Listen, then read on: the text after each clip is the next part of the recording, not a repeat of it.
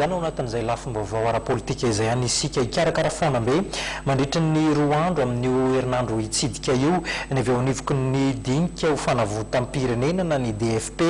olona latsaky ny roa arivo maherin'ny dimanjato sy arivo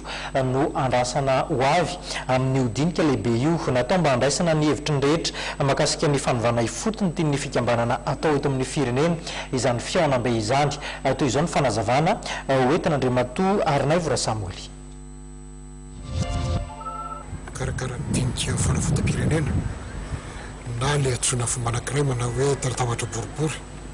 nasionaly zay atao io eo ambany fitarian'ny MMF dia milaza mpambe maso zahay fa atao amin'ny 28 sy 29 septambra zao zany zavatra zany efa vita daholo ny fikarakarana rehetra manontolo efa vonona daholo ny fandamenana rehetrarehetra sy olo-tenan'ny Madagasikara rehetra manontolo no avy amin'izany dinika zany ary na ato politika na ny fikambanana sosialy fihaonam-pirenena sy ny sisa dia ho avy eo avokoa ary na ny fitondram-panjakana ary dia anisan'ny nasaina ho avy ifampidinika amin'izany dinika very na tokony atao zany.